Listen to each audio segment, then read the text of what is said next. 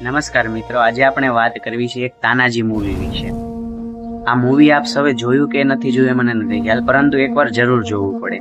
કારણ કે એ મૂવી વિશે એ મૂવી જોયું, મેં ગઈકાલે એ મૂવી જોયું અને એ મૂવીમાંથી એટલું શીખવા મળે છે કે એ જે તાનાજી છે એમની શૌર્યતા, એમની સાહસિકતા, કે આ દરેક એમના ગુણો એ આપણે જીવનમાં અપનાવવા જોઈએ.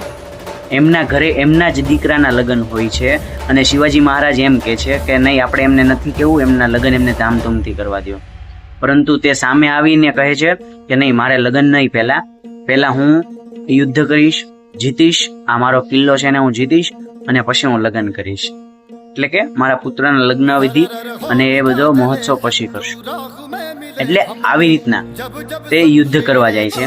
યુદ્ધ દુશ્મનો સામે હોય છે. દુશ્મનો કેટલાય હોય છે, એમની પાસે ટોપો હોય છે. અંગ્રેજો મુગલો હતા તો એ મુગલો પાસે એમની પાસે બંદૂકો હોય છે, એમની પાસે ટોપો હોય છે, એમની પાસે સૈન્ય બળ બધું હોય છે. છતાં પણ હાર્યા વગર કે આ યુદ્ધ કરે છે અને એ પોતાના થોડાક અમથા ઓછા સૈનિકો સાથે એ યુદ્ધ કરવા જાય છે.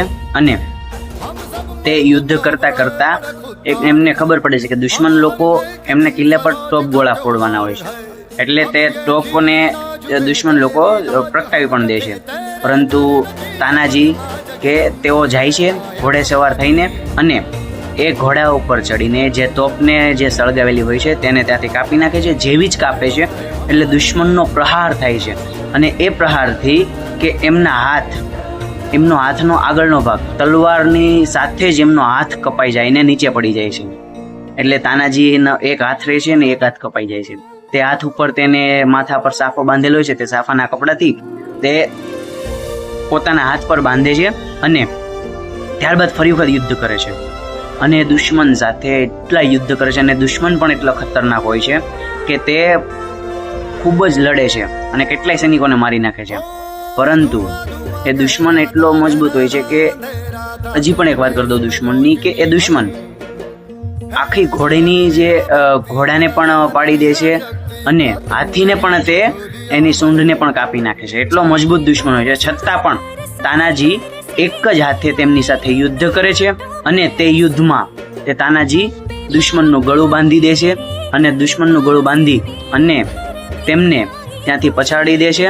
અને ભગવો એટલે કે સ્વરાજ માટે જે એમને જીદ હતી, સ્વરાજ માટે જે ભગવો લહેરાવવો હતો, સ્વરાજની ધજા ફેલાવી હતી, એ સ્વરાજની ધજા, એ સ્વરાજનો રાષ્ટ્રધ્વજ, સ્વરાજનો ઝંડો એ ફેલાવે છે અને હર હર મહાદેવ કરી અને છેલ્લે એમનું અવસાન થાય છે. અને ત્યારબાદ તેમના દીકરાના લગ્ન શિવાજી મહારાજ પોતે જાતે ત્યાં જઈને એમના દીકરાના લગ્ન કરાવે છે. આ રીતના તાનાજી મૂવીમાં ખૂબ જ સરસ મજાની વાત કરવામાં આવેલી છે. તો આ મૂવી એકવાર આપણે અવશ્ય જોવું પડે. તો હું દરેકને વિનંતી કરું છું કે એકવાર આ મૂવી જોઈ આવો અને કોમેન્ટમાં હર હર મહાદેવ લખી અને આ મૂવીનું પણ તમે જોયું છે કે નહીં તે કોમેન્ટ કરી દેજો. Thank you.